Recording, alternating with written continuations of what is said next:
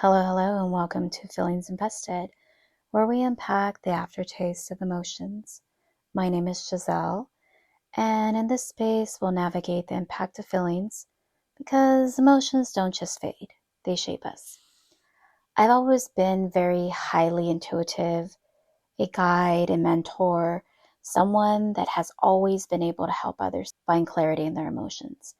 My intention is to be able to do the same for anyone who's listening. Let's dive in. Here's the thing. Feelings don't just disappear. They stay. They imprint. They shape us in ways we don't always see in the moment. And today, we're going to focus on those emotional imprints, the ones that linger long after someone walks away, the ones that make us question who we are, our self-worth, and why we're left feeling like we're not enough. I want you to take a deep breath and release the guilt. I know the first thing you're doing is picking yourself apart, blaming yourself for what you did or didn't do. I know you're questioning if you were enough, and no matter what stage of grief you're in, no amount of self-blame is going to change that. Because healing doesn't happen all at once. It's not about fixing the past. It's about understanding where it stems from. I want to start off by sharing my experience. Let me take you back 8 years. 8 years where I was in a relationship where I slowly lost myself. Not all at once, but little by little. The kind of loss that creeps in so quietly, you don't even realize it's happening. Until one day, he ghosted me. No warning, no explanation, just silence. And in that silence, I asked myself a million questions. This was completely out of his character.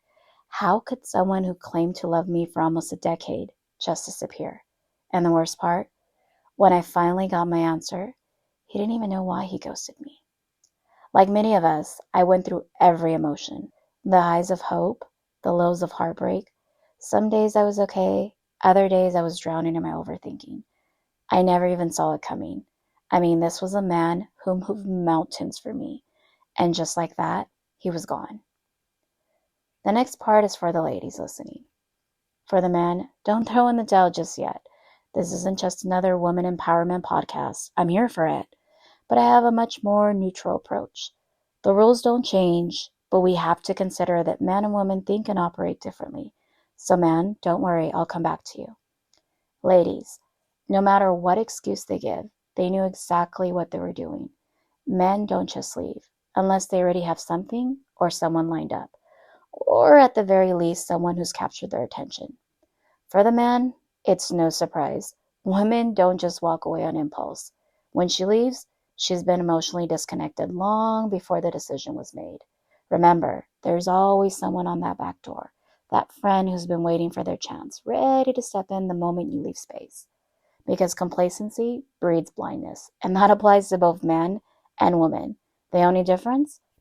A woman will put aside her happiness for a man, but a man will put a woman aside for his happiness. Let me say that again. A woman will put aside her happiness for a man, but a man will put his woman aside for his happiness. Sounds harsh, I know. But this isn't a jab at men, it's just reality. People aren't as complicated as they pretend to be. When they care, you'll know. When they don't, you'll be confused. There's no mystery in effort. Here's the thing.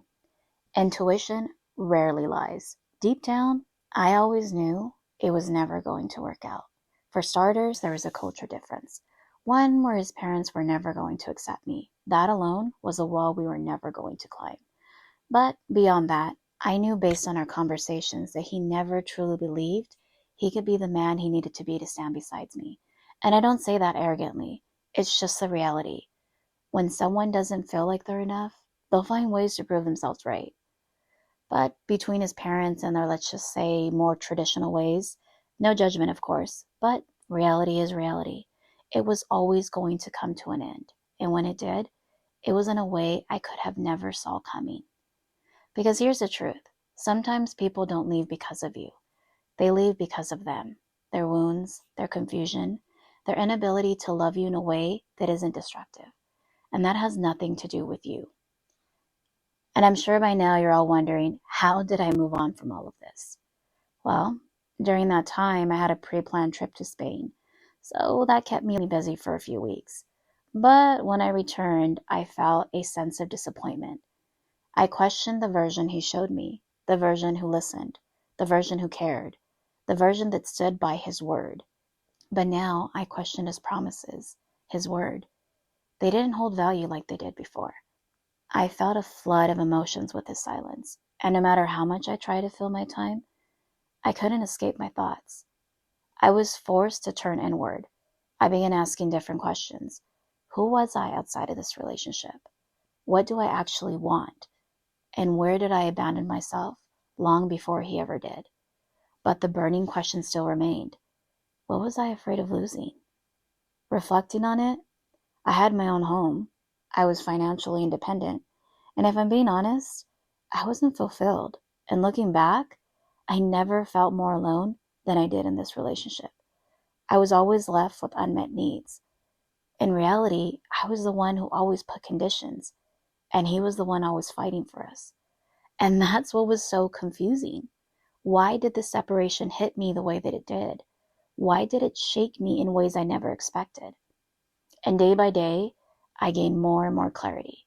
Not in some dramatic overnight transformation.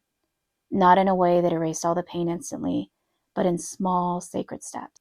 In choosing myself, even when it hurt, and remembering that my worth was never tied to someone else. But I had to go deeper. I had to understand why this breakup hit me the way that it did. It wasn't the end of the relationship that hurt. It was the way it all unraveled so suddenly. It mirrored something I had felt before. And that's when it clicked. It was what his leaving brought to the surface. I had abandonment wounds that my mother gave me as a parting gift. Yes, I said gift, because disappointments are gifts too. It brought up a part of me that always feared being left. I actually thought I had healed, but turns out it was dormant, waiting to make its appearance. That's what kept me stuck in the cycle, because for 8 years, this man gave me love without judgment, without conditions, no strings attached. But then why did it end so abruptly? I was confused. And maybe that's why I held on so tightly, because he gave me something I needed as a child, but never received. And that's when I had to ask myself, was this love?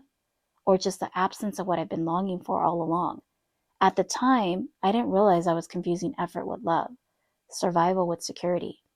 Because to love someone, you have to respect them. And respect comes from trust. You can't respect something you can't trust. And that's the thing about healing.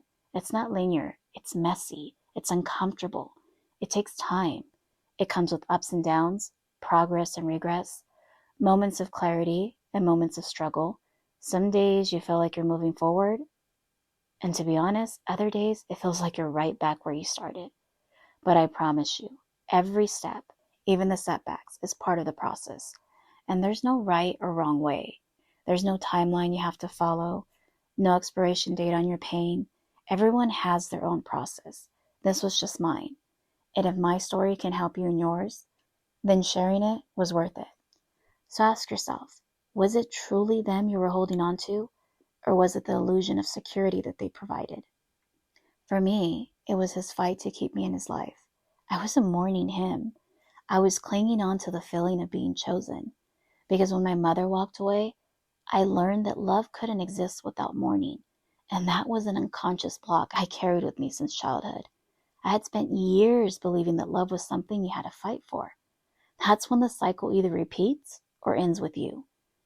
After months of searching for answers, obsessing over the why, replaying every moment, and trying to make sense of it all, I finally came to a crossroads. I had to decide. Was I going to let this break me, or was I going to break the cycle? Because that's what truly matters. Not why did they leave, but when did you stop recognizing your own value? And here's what no one tells you about healing. The hardest part isn't missing them. It's facing yourself and coming to terms with the reality. Because after the heartbreak, after the grief, after you've drowned it all out with distractions, numbed it with addictions, or tried to replace it with someone new, there's still a moment when it all catches up to you. When the silence gets too loud and the weight of it all settles in. Too often we move forward believing time will numb the pain. We use distractions as a way to overcome something that's been difficult and is only distracting us from the core issue. It's not allowing you to develop, learn, or grow and work on boundaries and what is essentially better for you. By simply moving forward, you're just repeating the same mistakes. And that's when you have to have the hard conversations with yourself. Be accountable for the fact that you attracted this person to begin with. Start looking at life as happening for you, not to you. Move yourself away from that victim mindset and take responsibility for the people who come into your life and own your space. Start to build your self-worth and confidence. Like many of you, for years, I was so focused on the relationship that I didn't even notice the ways I was compromising. I was silencing parts of myself. I was so invested in being enough for him that I forgot to ask myself if he was even enough for me. Maybe you gave your all to people who only met you halfway. Maybe you stayed when you should have walked away, forgave when you should have drawn the line, or prioritized them, believing it would make them see your worth. The harsh reality: most people don't want you to heal. They benefit from your wounds. Think about it. Who stands to gain when you doubt yourself? You're definitely easier to control when you're broken. So give yourself time. Eventually you'll reach a moment where you can no longer pour into what drains you. And instead of sitting in confusion, you'll be forced to reclaim your energy, not for them, but for yourself. And when that moment comes, you'll see it for what it is. People can only love you at the level of their capacity, the amount of their healing they've done, their awareness. Love is learned through experience, shaped by upbringing, and limited by what someone has or hasn't confronted within themselves. It's not your job to teach them what they were never shown or to make them see what they're still blind to. If someone avoids their own feelings, they're going to neglect yours. If they're incapable of understanding their own thoughts, their own feelings, how can you expect them to understand yours? Don't expect someone to show up for you in ways they're not capable of showing up for themselves. Make sure the pilot can fly before you take off. If not, that plane is going to crash. Let's get into breaking the pattern and why we continue choosing the same pain. The hardest truth to face: some people are good, but they're not good for the current season or journey that you're on. Mindsets are very contagious. Loyalty can sometimes create slavery because you can be loyal to a bad situation. And that's a recipe to stay in something where you accepted less, ignored the signs, and stayed where you knew better.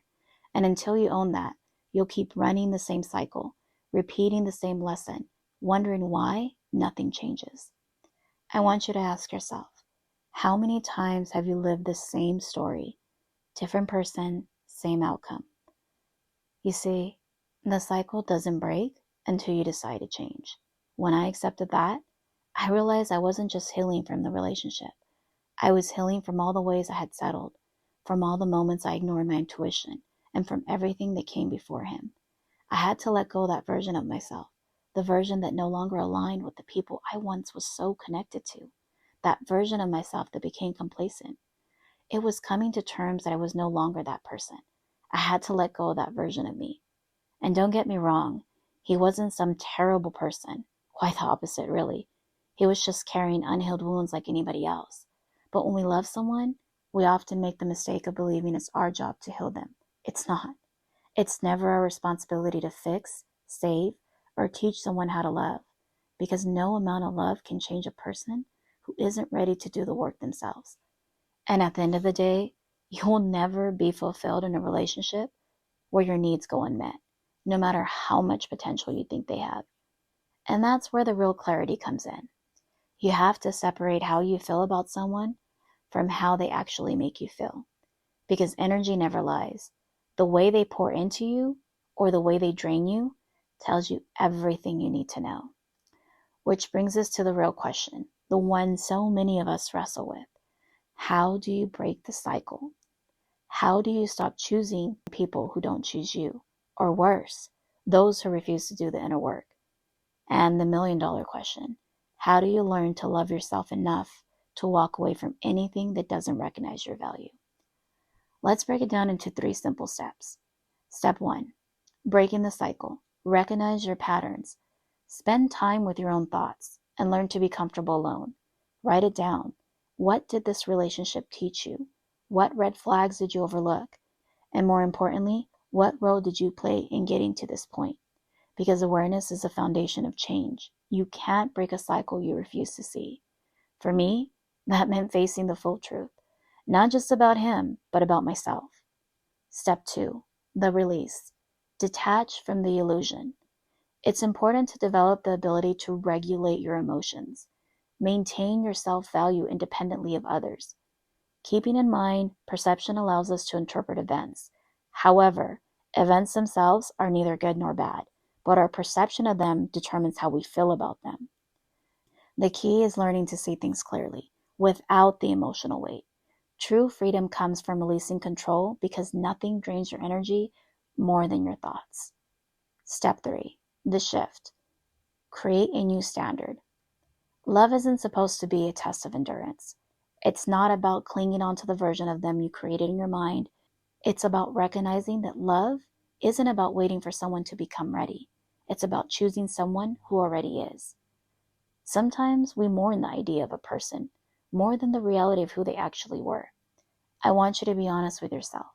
Were they truly the partner you needed, or just the version you hoped for them to become? Keep in mind, holding on to potential only creates opportunities to settle. And for those of you that want to go deeper, release the judgment, because judgment governs the way people think, feel, and believe. Our thoughts are influenced by the way we judge situations. If we judge something as bad, we think negatively. And if we judge it as good, we think positively. As I said before, events themselves don't disturb us. It's our judgment about those events. By learning to control our judgments, we gain mastery over how we think, feel, and behave, shaping our emotional and mental state. I know what you're thinking. How do I actually apply these steps?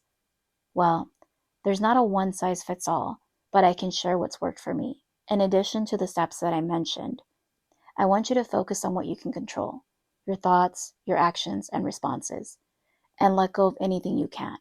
External events, other people's behavior, the past, any fear of the unknown. Use your discernment to assess situations with clarity, making decisions based on your values, not outside pressures. Train yourself to see things objectively, without letting emotions cloud your judgment. And more importantly, allow people to see your value on their own. Assess their true nature without trying to change or control them. You have no idea how much time and energy you are wasting trying to control other people. The moment I stopped romanticizing the past, stopped searching for answers, and started focusing on me, that's when everything changed. Because healing isn't about waiting until you feel better. It's about making the choice every single day to show up for yourself, even when it hurts, even when the answers aren't clear, even when you're still rebuilding. Because the moment you decide you're worth it, that's when everything shifts.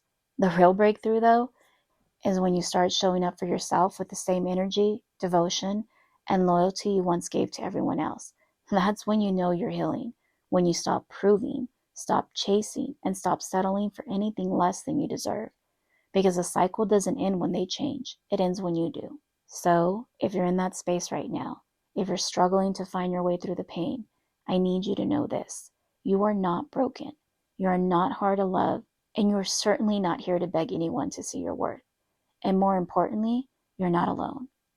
I know you may not see it at this moment, but you'll get past this. And when you do, you'll realize if someone fumbles you, it's always their loss, never yours. I want you to choose yourself fully, unapologetically, and watch how everything else starts to align in your favor.